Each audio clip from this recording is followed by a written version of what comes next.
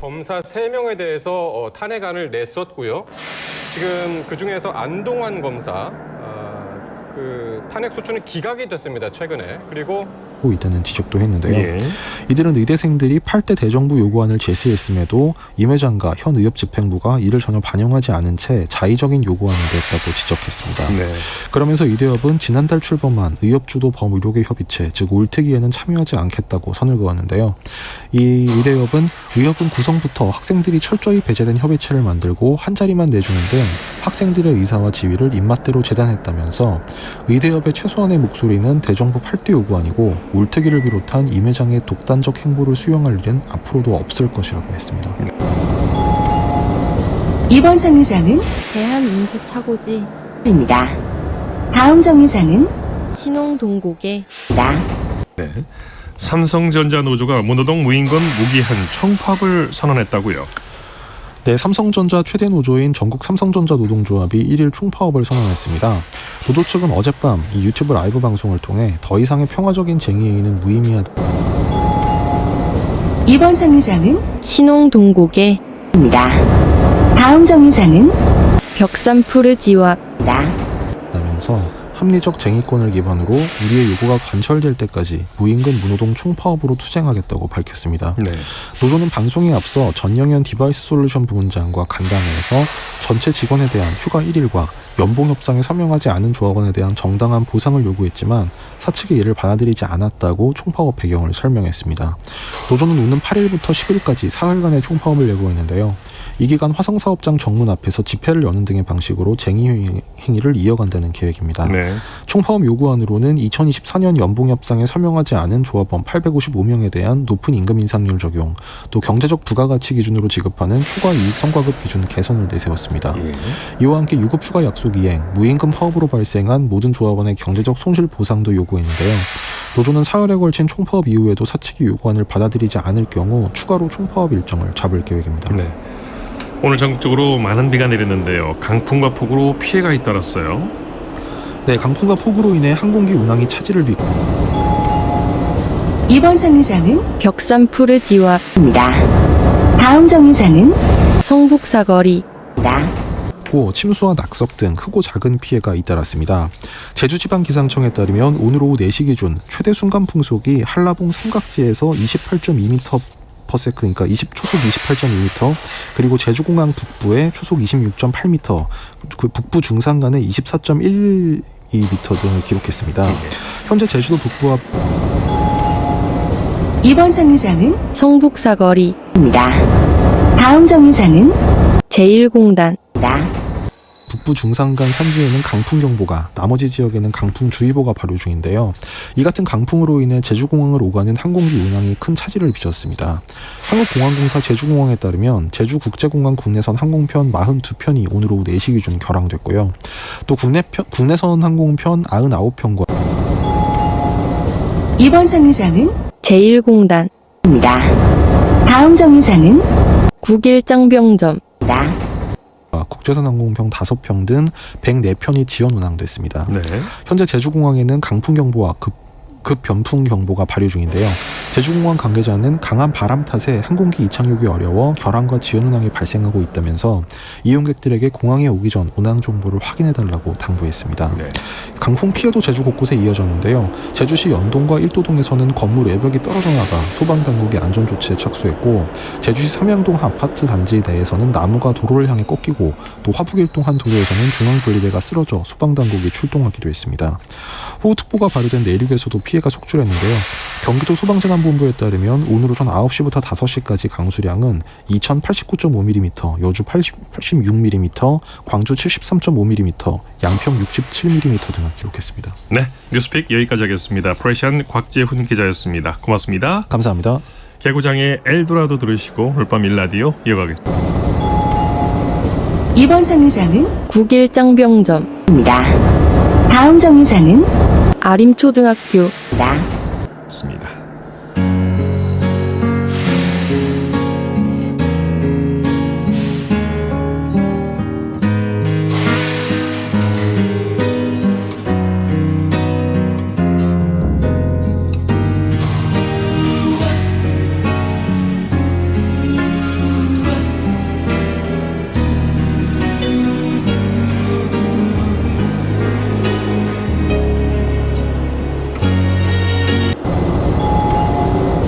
이번 정류장은 아림초등학교입니다. 다음 정류장은 이마트 성북점.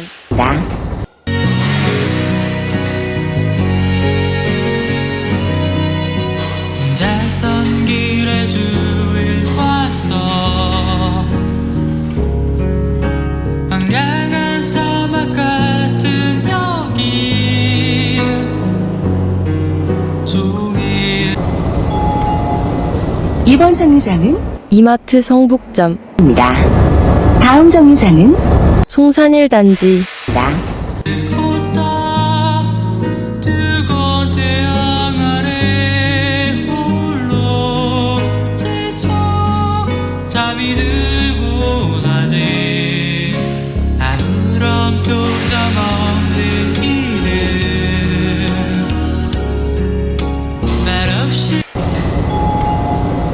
이번 정류장은 송산일단지입니다. 다음 정류장은 송산세곡교회. 나를 스쳐가고 남겨진 난 모래 속에 바다를 꿈꾸기도 해 수많은 언덕 사이에 갈 곳을 잃어버린 모습 끝없이 돌을 밀어 이번 정류장은 송산세곡교회. 다음 정류장은 약수터 입구. 울리는 시즈부스 외로운 삶처럼 살아온 것 같아 가끔 내가 포기한 것들에 어설픈 잠을 뒤척이는 내가 떠나온 그 푸른 바다가 가장 이번 정류장은 약수터 입구. 다음 정류장은 산들고개 합정. 빛나는 곳은 아닐까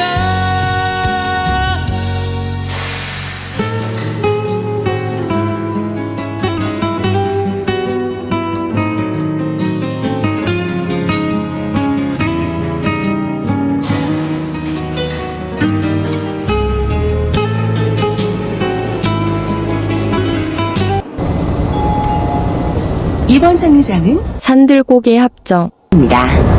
다음 정류장은 밀락동.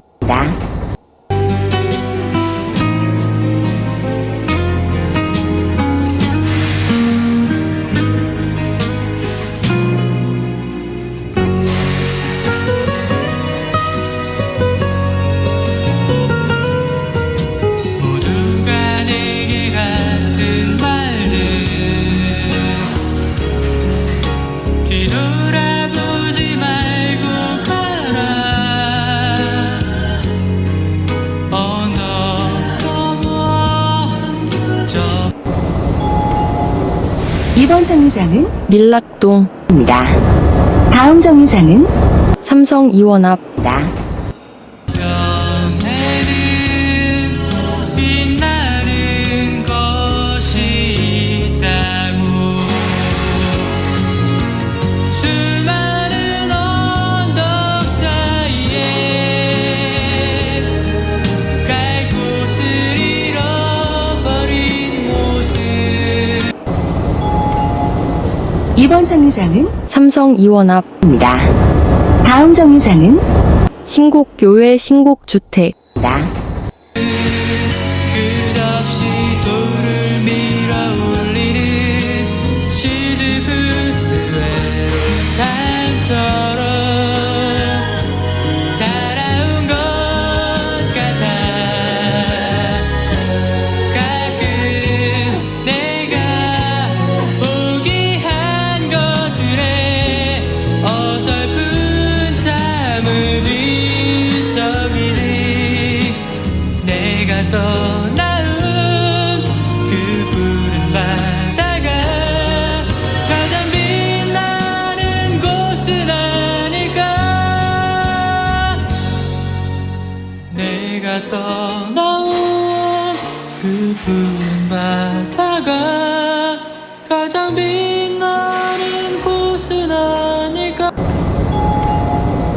이번 정류장은 신곡교회 신곡주택.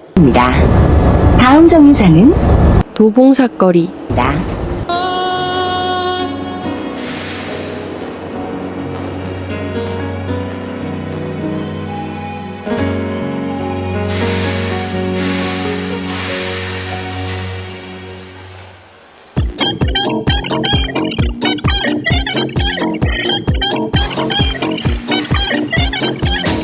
IT를 보는 세상 이슈의 수다. 이 시간 김덕진 IT 커뮤니케이션 연구소 소장과 함께합니다. 어서 오십시오. 네. 이번 정류장은 도봉사거리. 다음 정류장은 신도봉사거리. 안녕하세요, 반갑습니다. 김덕진입니다. 어젯밤 정말 일어나지 말아야 할 이번 정류장은 신도봉사거리. 다음 정류장은 안타까운 사고가 발생했어요. 네, 맞습니다.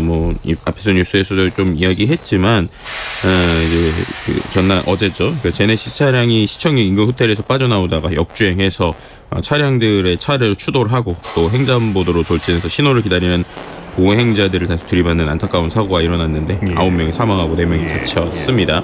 근데 이 부분에 있어서 어쨌든 이제 예전과 다르게 이런 사고가 나면 우리가 이른바 EDR이라고 그러죠. 자동차용 영상 사고 기록 장치를 분석할 수 있어요. 그래서 거기에 보면은 실제로 그 안에서의 행동들이 좀 나오게 되는 부분이 있고, 두 번째는 최근에 이제 블랙박스 영상들도 있고 또 요즘에 오디오도 이제 내부에서 있는 일을 잘 녹음이 되잖아요. 그래서 이런 거에 대한 수사를 통해서 실제로 이게 정말 급발진이냐 아니면은 사용자의 오류냐 이런 것들을 계속 분석하게 되는 부분이 있고요. 또 한 가지로는 최근엔 이제 우리나라에 이제 CCTV가 이제 다양하게 있죠. 그래서 이제 실제 이번에도 시청역 역주행 차량 근처에 이제 그 실제 사고가 일어났는데 50m 떨어진 데에서 CCTV 모습들이 나오고 있고요.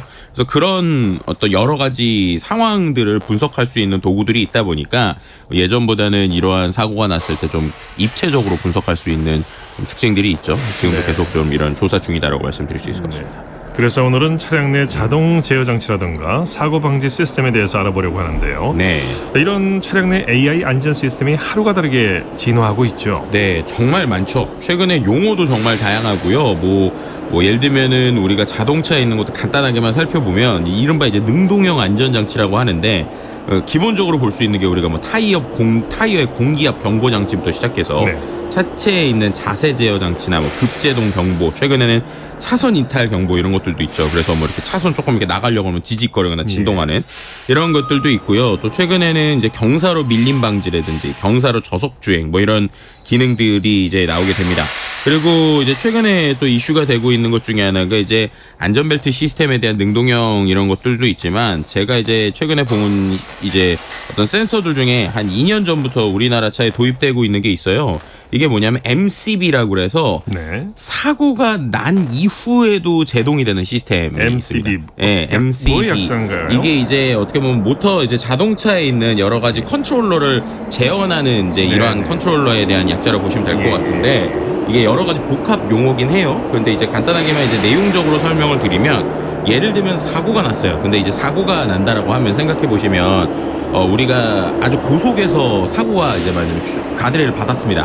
그럼 1차 사고도 중요하지만 그 다음이 되게 중요하거든요. 왜냐하면 실제로 사고가 나고 나서 뭐 예를 들면 에어백이 터지거나 이렇게 되더라도 계속 이게 엑셀이 밟혀 있으면 계속 이게 밀려나가니까 2차 사고가 더 크게 날 수 있잖아요. 근데 이런 데서 AI가 제동을 걸어주는 시스템이 이제 제 차량용도 생긴 거예요. 그래서 실제 이제 페달 센서를 통해서 운전자가 가속이나 제동 의지가 있는지를 확인을 하고, 그 다음에 충돌이 일어나면 에어백이 터지고 나서 그 다음에 만약에 운전자의 페달 조작이 없거나 조작량이 없다 라고 생각하면은 차량 운동 상태에 따라서 적절한 제동을 거는데, 이게 왜 적절하냐면 어떨 때는 또 너무 갑자기 브레이크를 밟으면 오히려 끊어질 때가 있기 때문에 이 부분에 있어서 AI가 이런 것들을 제어해 준다고 볼 수 있을 것 같고요. 그래서 이러한 기술들이 최근에 모여 있는 것들이 이른바 이제 우리가 첨단 운전자 보조 시스템, 그래서 뭐 ADAS, 뭐 ADAS 이렇게 얘기를 하는데 어드밴스드 드라이버 어시스트 시스템이라는 겁니다. 그래서 최근에 자동차에 보면 뭐 자율주행 기능 아니면 반자율주행 이런 것 때문에 기존에 있었던 자동차 외 이제 자동차에 있는 부품 외에도 예를 들면 레이더라든지 라이다라든지 이런 센서들 이런 것들 들어가죠. 또 카메라, 또 초음파 같은 각종 인식 센서가 들어가고 있어요. 이제 이런 거를 기반으로 해서 뭐 예를 들면은 거리를 이제 측정을 해줘서 사고가 날 것 같으면은 이제 전방 충돌 경고 시스템이 있고요. 그 다음에 정말로 더 붙었다 그러면은 아예 전방 충돌 방지 시스템이라고 해서 자동으로 브레이크가 밟아지는 이런 네. 기술들도 있습니다. 또 요즘엔 주차 충돌 방지 시스템처럼 다양한 것들이 나오는데 결국에는 정리를 하면 이 센서를 기반으로 데이터가 모이는데 그 데이터를 가지고 이 자동차가 알아서 이제 운전자보다 조금 더 빠르게 혹은 운전자가 어떤 상황이 생겼을 때 그 이후에 AI가 그 다음 동작을 해주는 이런 것들이 이제 자동차에 계속 들어가고 있다. 예. 이렇게 말씀드릴 수 있는 것이죠. 네. 지금 부산에서 모빌리티 쇼가 열리고 있는데 네. 여기에 이제 주목할 만한 관련 기술들도 선보이고 있다고요. 네, 이제 모빌리티 쇼이다 보니까 아무래도 이제 전기차나 이제 기존에 있었던 전동보다 이제 좀 새로운 기술들이 좀 나오고 있는데요. 뭐 우리가 잘 알고 있는 H사에서 이제 가장 작은 자동차, 경차 브랜드 중에 좀 이슈를 끌고 있는 자동차가 있어요. 근데 그 자동차가 이번에 전기차로 선보였는데요. 예. 일단은 뭐 1회 충전 시에 최대 주행이 300km 이상이기 때문에 이제 도시에서 이제 좀 어느 정도 여유롭게 쓸 수 있는 이 전동차인데 여기 이제 다양한 기술 중에 이번에 새로 들어간 기술이 있습니다. 이게 이제 우리나라 차에는 처음으로 적용이 된 건데요. 어떤 거냐? 운전자가 엑셀을 밟을 때 있잖아요. 그럴 때 이제 만약에 뭔가 어떤 이유들 때문에 가속 페달을 브레이크로 오인해서 밟을 경우가 있을 네. 수 있어요. 뭐 예를 들면 갑자기 이제 뭐 당황을 했다거나 이럴 때 브레이크를 밟아야 되는데 자칫하면서 엑셀을 밟을 때 이렇게 될 때 어떻게 되냐면 엑셀을 밟았는데도 이제 가속 페달을 밟았는데 이건 시스템이 이건 브레이크를 밟아야 되는 상황인데 가속 페달을 밟았다라고 인지를 하고 가속 페달을 밟았는데도 브레이크를 걸어줍니다. 그렇게 되면서 사고를 막는 기술이 이걸 이제 PMSI라고 해서 예. 페달 오조작 안전보조 시스템이거든요. 근데 예. 이게 이제 우리나라 차에 이제 처음으로 적용이 이제 H사에서 만든 차에는 적용이 처음으로 되는 기술이라고 보시면 될 것 그렇군요. 같습니다. 그러니까 이제 운전자의 마음까지 읽고 AI가 사고를 방지하고 사고 피해를 최소화하는 그런 기술이군요. 네, 어떻게 보면 그렇게 말씀드릴 수 있을 것 같고 실제로 이게 지금 어디에 좀 많이 도입이 됐냐면요. 운전면허 시험장에 생각해 보시면 장내에서 사람들이 이제 그 어떤 이제 코스 운전이라고 하죠. 그런 거 하다 보면 당황할 수가 있잖아요. 만약에 이제 내가 후진을 해야 되고 막 이래야 되는데 그걸 갑자기 자기가 나도 모르게 브레이크를 밟으면 엑셀을 밟을 수도 있고 그런 경우가 많아요. 네, 그럼 그렇게 되면은 이제 연습하시는 분 그리고 또 옆에 보조자가 위험할 수 있잖아요. 그래서 실제로 2년 전부터 전국 운전면허 시험장 장내 기능 차량에는 이게 설치가 돼 있어요. PMSA라고. 그래서 가속 페달을 밟아서 급가속했을 때 사고를 이제 다 예방할 수 있는 이 기술입니다. 시험장이 지금 운행 중이군요. 네, 그렇습니다. 이제 그래서 이거 같은 경우에는 뭐 예를 들면은 갑자기 RPM이 확 올라가는 경우 있잖아요. 우리가 엑셀을 확 밟게 되면은 네. 그럴 때 얘가 멈추거나 아니면 전방 범퍼랑 살짝 충격을 했다. 그럼 이제 당황을 하니까 사람들이 엑셀을 밟을 때 엑셀 대신에 브레이크를 밟는 기술이에요. 근데 이 기술이 실제로 오조작에 대한 방지에서의 중요한 기술이라고 볼 수 있는 게 실은 일본에서는요 이 페달 오조작 방지 장치가 이제 의무화되고 있습니다. 예. 왜냐하면 이제 실제 일본에서 이야기하는 걸 보면 일본 인구의 이제 29.1%가 65세 이상이고 초고령 사회에 진입하다 보니까 고령 운전자에 대한 안전 문제가 이제 일본에서 먼저 논의가 된 거예요. 그러다 보니까 이제 아까 말씀드렸던 대로 실제로 장애물이 앞에 1.5m 정도 앞에 있는 상태에서도 가속 페달을 이제 강하게 밟아도 장애물에 부딪히지 않거나 혹은 시속 8km 미만으로 이제 부딪히도록 가속을 억제하는 방식이고요. 이게 이제 실제로 일본에선 2012년부터 판매를 시작을 해서 2022년 기준으로 일본 차의 신차의 90%에 이미 이러한 장치가 장착이 돼 있다고 합니다. 근데 이번에 이걸 아예 의무화한 거예요. 그래서 이제 실제로 이러한 기법들을 다 넣게 되고 심지어 이거에 대해서 만약에 이제 시스템이 없다. 옛날 차라서 없다. 라고 할 때는요, 실제 정부에서 보조금도 지급해준다고 합니다. 이제 이거 같은 경우는 이제 고령자를 대상으로만 보조금을 지급해주고 있는데, 고령자가 페달 오조작 방지가 설치가 안 돼 있는 차량을 이제 쓰게 되면은 도움을 주거나 혹은 방지 장치가 설치된 차량을 구매하면 우리가 마치 이제 전기차 보조금 주듯이 최대한 4만 엔 정도를 보조금을 준다는 거예요. 그러니까 그만큼 이 기술이 실제로 좀 중요하다고 생각을 해서 일본에서 상당히 빠르게 도입을 하고 있고요. 이제 유럽 같은 경우에 유로 신체 안정성 평가 프로그램에서도 말씀드렸던 이 기술을 2026년부터 페달 오조작으로 인한 가속에 대한 안전도 평가를 도입한다. 이런 얘기도 있습니다. 그래서 이런 것들이 되는 거고요. 또 비슷하게 이제 말씀 주신 것처럼 좀 우리의 마음을 읽고 AI가 해주는 기법 중에 또 한 가지 설명을 드리면 운전자 주의 경고라고 그래서 이것도 이제 DAW라고 불리는 기술인데 네. 이건 뭐냐면요. 우리가 운전하다 졸 수도 있잖아요. 그렇죠. 아니면은 갑자기 주의가 좀 떨어진다. 이런 것들을 이제 패턴으로 분석을 하는 거예요. 예를 들면 엑셀을 잘 밟고 있다가 갑자기 엑셀을 이렇게 조금 밟는 게 계속 떨어진다거나 예. 아니면 갑자기 이제 차로를 읽는 따라가는 능력이 떨어진다. 평소 약간처럼 패턴하고 다르다라는 네, 그렇죠. 걸 인지를 한단 네, 말이죠. 예를 들면은 우리가 차선을 자칫 잘못해서 이렇게 왼쪽 오른쪽으로 간다거나 이런 인지가 나오면 거기에 자동차에서 갑자기 지금 좀 쉬셔야 될 것 같습니다 라고 하는 알림이 뜨는 거예요. 그러면서 이제 단순히 그냥 한두 시간 있다가 그러는 게 아니라 이 부분에서 이렇게 되는 이런 기능들까지 들어가면서 AI가 어떻게 보면 우리 자동차에 있는 수많은 센서와 함께 우리를 조금 더 안전하게 운전할 수 있게 도와주고 있다 이렇게 네. 말씀드릴 수 있을 것 같습니다. 우리가 이제 차량 내 AI 기술을 하면 이제 자율주행 자동차가 먼저 떠오르는데요. 네네. 아직 상용화되지 않은 기술 중에서도 놀라운 기능들이 많다고요. 네, 맞습니다. 이제 실제로 자율주행이 완전 자율주행이라고 하는 모드에 가려면 조금 더 시간이 걸릴 것 같아요. 근데 그러더라도 최근에 나오는 연구에서 좀 의미 있는 것 중에 하나는 최근에 이제 스마트 시티라고 그러죠. 네. 단순히 자동차만 움직이는 게 아니라 도시에서 뭐 예를 들면 신호라든지 여러 시스템하고 연결이 되는 거예요. 네. 실제로 최근에 이제 내비게이션 앱을 써보시는 분들, 스마트폰에서 쓰는 내비게이션 앱 쓰시는 분들이 아마 느끼실 텐데요. 요즘에 내비게이션에는 실시간 신호까지 나와요. 네. 네, 그래가지고 우리가 알기는 빨간, 뭐 예를 들면 우리가 이제 신호등에 전멸되는 것들 있지 않습니까? 초록불, 빨간, 노란 이런 것들도 뜨거든요. 네. 근데 그게 왜 뜨느냐? 실제 반대로 말하면 우리 서울에 있는 수많은 정보 교통 시스템이 이른바 빅데이터화돼서 그거를 이러한 이제 내비게이션과 연동이 된단 말이에요. 근데 그 다음 버전은 뭐냐? 이게 이제 자율주행차랑 연결이 되는 겁니다. 예. 그럼 이제 자연스럽게 자율주행차가 도시를 다니다가 뭔가 신호가 바뀌거나 혹은 저 앞에서 돌발 상황이 생겼다. 그럼 얘가 먼저 인지를 하고 그거를 컨트롤을 해주는 거예요. 네. 그러면은 예를 들어서 저 100m 앞에 사고가 나서 갑자기 사람들이 급정거를 막 해요.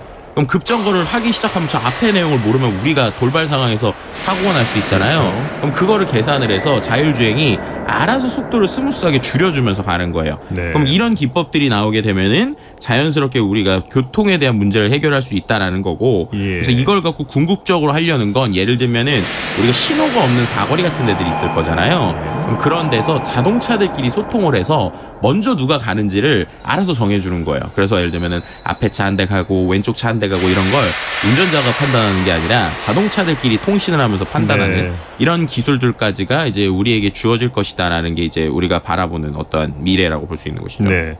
뭐 이제 운전자의 별도의 조작 없이 차로 이제 어디든 갈 수 있는 세상이 된 것 같은데 그런데 한순간의 방심이 대형 참사를 불러올 수도 있는 거죠. 네, 맞습니다. 실제로 요즘에 자율주행 기술이나 이런 또 센서 기술이 좋아지다 보면 이거는 냉정하게 말하면 우리 운전자를 돕는 기술인데 반대로 이런 거에 너무 의지를 하게 되면 돕는 기술이 자칫하면 이러면 이제 나 운전할 때 대충 해도 되겠다 이럴 수가 있다라는 거예요. 네. 실제로 이게 이슈가 됐었던 게 테슬라가 여러분 아시지만 기본적으로 최근에 자율주행까지 많이 기술이 올라왔는데 2010 아직까지 완전 자율은 아니거든요. 네. 그런데 이제 사람들이 이게 너무 운전을 그럴듯하게 하니까 너무 믿는 거예요. 예를 들면 2016년에 어떤 일이 있었느냐? 자율주행 사고가 미국에서 오토파일럿, 그러니까는 일종의 자율주행 기능이죠. 그거를 가지고 이제 틀고 이제 가고 있는데 사고가 나가지고 이 AI가 측정하는 게 오작동이 되는 바람에 이제 그 운전자가 사망하는 사고가 있었습니다. 네. 근데 그때 이제 봤더니 이제 사고 차량 앞에서 좌회전하는 대형 트레일러에 이제 하얀색 면이 있었거든요. 예. 근데 그 하얀색 면을 이 카메라가 자동차가 아니라 그냥 빛에 비춘 걸로 인지를 한 거예요. 네. 그러다 보니까 정지를 해야 되는데 직진을 하다가 결국 사망 사고가 났는데, 근데 이걸 이제 조사하다 보니까 어떤 이슈가 발생했냐면 운전자는 뭐 하고 있었느냐라는 네. 거예요. 왜냐면 이게 앞에서 보고 있는데 갑자기 이제 쭉 이제 앞에 보면 트럭이 있었을 거잖아요. 근데 직진을 해서 사망을 하는 동안 그럼 운전자는 뭐 하고 있었느냐? 근데 나중에 밝혀진 게 실제로 이 운전자가 운전 자리에 앉아서 휴대용 DVD 플레이어를 보고 있었다는 거예요. 예. 그래가지고 이제 우리가 말하는 영화를 보고 있느라, 그러니까는 단순히 그냥 스마트폰 수준도 아니고 휴대용 DVD 플레이어를 운전자의 운전석에 놓고 보고 있느라고 자율주행 기능이 이제 사고를 내서 자기가 사망에 이를 때까지도 못 봤다는 거예요. 그런 게 문제예요. 네, 그렇죠. 그러다 보니까 이때도 이게 단순히 자율주행의 이슈냐 아니면 사람의 이슈냐라는 것도 있었고, 그때 이제 일론 머스크도 이제 본인의 트윗에 아직까지 이건 완벽하지 않기 때문에 기본적으로 멈춤 표시판이나 공작 표시판 인식할 수 없으니까 항상 핸들을 잡고 운전해라 라는 이야기를 할 정도였다고 네. 말씀드릴 수 있습니다. 그래서 요새는 이제 이런 운전자의 부주의를 각성시키는 AI 기술도 선보이고 있다고 하죠. 네, 맞습니다. 이제 앞서서 이제 테슬라 얘기를 계속할 수밖에 없는데, 왜냐면 어쨌든 이 오토파일럿 기능을 많이 이제 실행하고 있기 때문이에요. 예를 들면은 우리나라 차 같은 경우는 여러 가지 법규나 이슈들 때문에 앞뒤에 대한 위치를 잡아주는 정도는 요즘 쓰고 있는데, 좌회전을 뭐 하거나 우회전을 하거나 심지어 뭐 내비게이션을 켰을 때 뭐 이 위치에서 저 위치까지 자동으로 데려다 주거나 이것까지는 아직 안 되거든요. 예. 근데 똑같은 테슬라 차량인데 미국에서는 그게 됩니다. 그러니까 제가 이제 미국에서 좀 테스트를 해봤는데, 예를 들어서 제가 있는 위치에서 저 위치까지 내비게이션을 키면 실제로 이제 자동차가 뭐 차선도 바꾸고 거기서 이제 실제 자기가 알아서 판단을 하면서 가거든요. 그런데 이제 어떤 이슈가 있느냐, 제가 그거를 하고 있는 동안에 예를 들면 우리가 일반적인 운전할 때도 막히거나 그러면 이러면 안 되지만 운전자들이 부주의해서 그 스마트폰을 보거나 예. 잠깐 한 눈을 팔 때가 있잖아요. 그러니까. 그렇죠. 네. 그럴 때 경고가 떠요. 이 이제 T차 같은 경우에. 그래서 휴대폰을 보면 네. 경고가 뜬다. 경고가 뜹니다. 소리가 나오나요? 그러니까 그 메시지가 나오고 음성도 같이 나와서 이렇게 되면은 어떻게 되냐면, 첫 번째로는 너 이렇게 되면은 이거 정지됩니다. 그러니까 이 자율주행 기능이 정지됩니다라고 나와요. 그리고 나서 한 번 더 하면은 이거에서 실제로 한 10분 정도 이상 정지를 시켜버립니다. 예. 그러니까는 이제 실제로 제가 그 기능을 써야 되는데 그 기능이 갑자기 안 되는 거예요. 예. 그러다가 이제 한 번 더 하면 얘가 어떤 경고까지 뜨냐면, 이게 이제 비활성화 되는 건데 실제로 이렇게 3번 이상 이제 문제를 하게 되면 아예 이 기능 자체가 작동이 안 된다. 그러니까 10분이 아니라 아예 너가 이걸 돈 주고 유료로 샀어도 이 기능이 안 되니까 이거에 대해서 이제 조심해라라는 얘기가 이제 경고 5회까지 나면 멈추는 거예요. 이제 이런 식으로 되니까 결국 이제 사용자들이 이거 뭐야 라고 하면서 이제 자연스럽게 이제 운전을 할 때 이제 스마트폰을 안 보게 되는 이런 것들을 지금 노리고 있는 거죠. 예. 그런데 이런 기술의 한계와 문제점도 있을 것 같아요. 그렇죠. 그럼 이제 이게 어떻게 그렇게 됐느냐가 궁금하실 거잖아요. 예. 실제로 이게 좀 이슈가 되고 있는 건데, 그래서 이 T차 같은 경우에는 이제 운전자를 바라보는 카메라가 설치돼 있어요. 그 안에. 그럼 예를 들면 반대로 말하면 내가 운전하는 모든 거를 이제 그 회사의 서버에서 다 보고 있다는 거예요. 그렇죠. 물론 이제 네. 그들 같은 경우는 이거를 뭐 개인정보 식별할 처리를 했다라고는 하지만 어쨌든 그렇게 되니까 내가 감시받고 있는 거 아니냐라는 개인정보 이슈가 나올 수 있고요. 두 번째는 이러다 보니까 오히려 이걸 악용해가지고 카메라에다가 테이프 붙여가지고 가리시는 분들이 있어요. 네. 그럼 오히려 안전도가 더 떨어지는 거거든요. 그래서 그런 부분에 있어서 전방 주시를 이제 또 심지어 어떤 사람들이 이게 너무 센서가 예민해서 나 분명히 스마트폰 본 것도 아니고 잠깐 백미러 보거나 사이드미러 봤는데 이게 이제 그러더라, 이제 경고가 뜨더라라는 이야기를 하는 거예요. 그래서 그런 문제들이 이제 생길 수 있다라는 부분이 있고요. 그리고 이제 결국 이게 자기가 또 돈 주고 산 기능인데 얘네들이 만든 룰을 기반으로 해가지고 그걸 뺏어간다. 그럼 이게 환불 조치되는 것도 아니거든요. 그러니까 그런 부분에 있어서 재산권을 침해하는 거 아니냐 이런 얘기들도 좀 같이 나오고 있습니다. 네. 근데 뭐 한쪽에서는 안전에 대한 업데이트니까 좋을 수도 있는 거 아니냐라고 하지만 이제 분명한 거는 여러 가지 논란이 있는 거는 확실하고요. 그래서 이제 전문가들이 얘기하는 걸 보면 좀 이것도 상당히 흥미로운 건데, 이게 결국 안전을 위해서 업데이트를 실시한 건데 오히려 사람들이 실내 카메라를 가려버리는 편법을 조장하는 셈 아니냐 이런 얘기들도 좀 나오고 있는 뭐 여러 가지 복합적인 사안이라고 볼 수 있을 것 같습니다. 그게 AI 기술 개발과 더불어서 AI의 한계를 극복하는 기술도 병행해서 개발이 돼야겠네요. 네, 맞습니다. 자, 기상 예보에 대한 얘기를 좀 해보죠. 미국이 이제 초대형 허리케인 베릴로 인해서 피해를 입었고요.